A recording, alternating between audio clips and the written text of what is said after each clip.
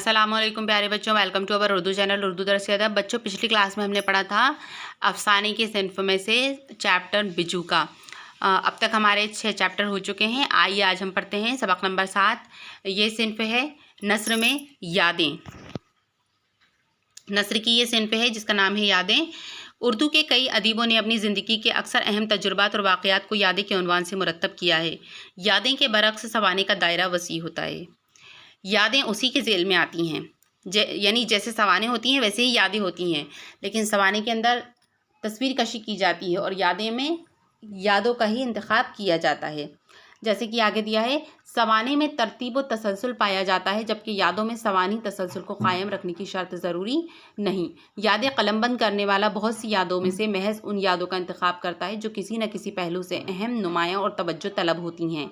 बाज़ अदीब यादें के लिए अब याद निगारी की इस्तिलाह भी इस्तेमाल करने लगे हैं। याद निगारी कोई बाकायदा सिन्फ अदब तो नहीं है, लेकिन यादें के तहत बाज़ अदीबों की बहुत दिलचस्प तहरीरें सामने आ चुकी हैं, इसीलिए मुमकिन है मुस्तक़बिल करीब में इसे एक मुस्तकिल सिन्फ का दर्जा भी मिल जाए। सज्जाद ज़हीर की सवाने हयात दी हुई है, यानी अब जो चैप्टर लिखा है यादें में वो सज्जाद ज़हीर ने लिखा है। इनकी सवाने देख लीजिए। सज्जाद ज़हीर लखनऊ के एक मोअज़्ज़िज़ घराने में पैदा हुए। उनके वालिद वज़ीर हसन लखनऊ के मारूफ कानूनदान थे। हुकूमत ने उन्हें सर के खिताब से नवाजा था। बाहर की दुनिया में सज्जाद ज़हीर बन्ने भाई के नाम से भी जाने गए। सज्जाद ज़हीर ने बैरिस्ट्री की तालीम इंग्लिस्तान में हासिल की, लेकिन वकालत को अपना पेशा न बना सके। वो एक काबिल ज़िक्र अदीब, सहाफ़ी और शायर भी थे। उन्हें अपने सहाफ़ी मतलब पत्रकार भी थे, अदीब मतलब लिटरेचर लिखने वाले भी थे और शायर भी थे। उन्हें अपने दौर की सियासत और अफकार से भी गैर मामूली दिलचस्पी थी। उन्होंने मार्क्सिज्म के फ़लसफ़े का गहरा मुताला किया। कार्ल मार्क्स के नज़रियात ने उन्हें ज़िंदगी का रुख बदल दिया। इंग्लिस्तान में तालीम के दौरान ही सज्जाद ज़हीर ने महसूस कर लिया था कि हिंदुस्तान में मुफलिसी और पसमानदगी का एक बड़ा सबब अंग्रेज़ साम्राज्य की लूट खसूट की पॉलिसी है। आज़ादी के बगैर बेशतर मसाइल का हल मुमकिन नहीं है। इसी ख्याल के तहत सज्जाद ज़हीर ने इंग्लिस्तान में मुल्क राज, आनंद, ज्योति घोष और मोहम्मद दीन तासीर जैसे दोस्तों के साथ मिलकर अदीबों की अंजुमन बनाई। इस अंजुमन का नाम अंजुमन तरक्की पसंद मुसन्निफ़ीन रखा गया। हिंदुस्तान में अंजुमन 1936 में कायम हुई और रफ्ता रफ्ता एक तहरीक बन गई, जिसे उर्दू अदब की तारीख़ में एक अहम हैसियत हासिल है।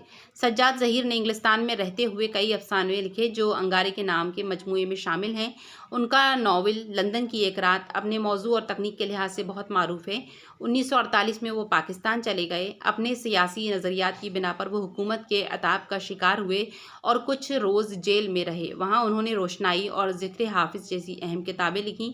1955 में वो हिंदुस्तान वापस आ गए और अपने तमाम वक्त तरक्की पसंद तहरीक के लिए वक्फ कर दिया। अंजुमन की सरगर्मियों के साथ साथ उन्होंने लिखने का सिलसिला भी जारी रखा। उनकी किताब पिघला नीलम को नसरी नज़्म का पहला मजमूआ कहा जाता है। सज्जाद ज़हीर ने जेल से जो खुतूत अपनी बेगम रज़िया सज्जाद ज़हीर के नाम लिखे थे वो नक़ूश ज़िंदा के उन्वान से शाये हो चुके हैं। सज्जाद ज़हीर एक कामयाब सहाफ़ी भी थे। उन्होंने अलग अलग वक्तों में कई रसाइल अखबारात मसलन चिंगारी, भारत, कौमी जंग, अवामी दौर और हयात की इदारत के फ़राइज़ अंजाम दिए। अब यहाँ जो चैप्टर इनके ज़रिए लिखा गया उसका नाम है रोशनाई। यहाँ पर इसके लफ्ज़ मानी दिए हैं। लफ्ज़ है जुर्री, जुर्रतमंद, बहादुर। ताबंदा मतलब रोशन, लकनत मतलब हिकलाहट, हकलाहट, मुस्तनद मतलब मोतबर, काबिल एतमाद, इनकलाबी शऊर, दुनिया और हालात को तब्दील करने का एहसास, दानिश्वर, रोशन ख्याल, अहले इल्म, मोहतमिम, एहतमाम करने वाला, सआदत, तौफीक, खुशनसीबी, सोशलिज़म, इश्तराकियात और समाजदात। अब यहाँ पर मजमून दिया है खुलासे के तौर पर। ये मजमून सज्जाद ज़हीर की किताब रोशनाई से लिया गया है। इस हिस्से में सज्जाद ज़हीर ने 1937 के पंजाब कमेटी के सालाना इजलास का अमृतसर का तज़किरा किया है। कहाँ का जिक्र किया है? अमृतसर के एक इजलास का, जो सालाना इजलास हुआ था पंजाब कमेटी का, उसका जिक्र किया है, जिसमें उन्हें डॉक्टर अशरफ को सूबा मुत्तहिदा की किसान सभा में शिरकत के लिए मदऊ किया गया था। वो लिखते हैं कि हम दोनों ही ये चाहते थे कि पंजाब के जुर्री और आज़ाद ख्वाह किसानों को एक जगह जमा देखें, उनके इत्तेहाद, ताकत और इनकलाबी जज्बे का ज़ाती तजुर्बा करें और इस तरह अपने इनकलाबी शऊर को वसअत दें, यानी ताकत दें। उसके बाद सज्जाद ज़हीर का बयान है कि उन्हें मालूम हुआ कि तरक्की पसंद मुसन्निफ़ीन ने भी अमृतसर में कॉन्फ्रेंस करने का फ़ैसला कर लिया है। अगरचे ये पहली सूबाई कॉन्फ्रेंस थी, लेकिन कुल हिंद सेक्रेटरी की हैसियत से मेरी इसमें शिरकत ज़रूरी थी। اب مجھے امرتسر جانا اور بھی زیادہ ضروری ہو گیا تھا۔ کسان کانفرنس جلیانوالہ باغ میں تھی، جہاں پر ہزاروں پنجابی کسان جمع ہوئے تھے۔ ترقی پسند مصنفین کی کانفرنس بھی یہیں پر ہونی تھی۔ فیض اس کے مہتمم تھے۔ انہوں نے بتایا کہ مقامی کالجوں اور اسکولوں نے کانفرنس کے لیے جگہ دینے سے انکار کر دیا، چنانچہ ہم نے پنڈال کے ڈائس ہی کانفرنس کرنے کا فیصلہ لیا، کیونکہ وہ کافی بڑا تھا اور ہمارے 200 آدمی وہاں بیٹھ سکتے تھے۔ یوں تو کانفرنس میں بہت سے لوگ شریک ہوئے، مگر مجھے چند ایک کے نام یاد ہیں: چراغ حسن حسرت، ڈاکٹر تاثیر، فیروز الدین منصور، ٹیکا رام سخن، پروفیسر محب الحسن، ڈاکٹر اشرف، فیض۔ ان کے علاوہ وہ پنجاب کے کئی عوامی کسان شاعر بھی تھے۔ اس کانفرنس کے روداد مجھے یاد نہیں، بہرحال اقبال سے ملاقات ضرور یاد ہے۔ میں اور ڈاکٹر اشرف امرتسر سے لاہور آئے اور میاں افتخار الدین کے مہمان بنے۔ انہوں نے ہی ہمیں علامہ اقبال سے ملایا۔ وہ اپنی کوٹھی کے باہری حصے کے ایک کھردری بان کی چارپائی پر نیم دراز تھے اور حقہ پی رہے تھے۔ پلنگ کے قریب 3-4 مونڈھے تھے، ہم ان پر بیٹھ گئے۔ مونڈھے مطلب جو وہ بنی رہتی ہیں، مڈیے ٹائپ سے بنی رہتی ہیں، اس کو کہتے ہیں جس پر بیٹھنے کی جگہ ہوتی ہے۔ اقبال جن کی نظمیں ہم نے بچپن سے پڑھی تھی، وہ ہمارے ساتھ بڑے التفات سے پیش آئے۔ ان سے سوشلزم کے بارے میں بات چیت ہوئی۔ میں نے ان سے کہا، نوجوان ترقی پسند اور ادیبوں کا گروہ اس نظریے سے کافی متاثر ہے۔ انہوں نے ہماری باتیں توجہ اور دلچسپی سے سنی، بلکہ اندازہ ہوا کہ یہ باتیں ان کو ناگوار نہ گزریں۔ پھر انہوں نے کہا، تاثیر نے مجھ سے ترقی پسند تحریک کے متعلق 2-1 بار باتیں کی تھیں اور مجھے اس سے بڑی دلچسپی ہوئی۔ ممکن ہے سوشلزم کو سمجھنے میں مجھ سے غلطی ہو گئی۔ بات یہ ہے کہ میں نے اس پر زیادہ نہیں پڑھا ہے۔ میں نے تاثیر سے کہا تھا کہ اس موضوع پر مجھے مستند کتابیں دیں۔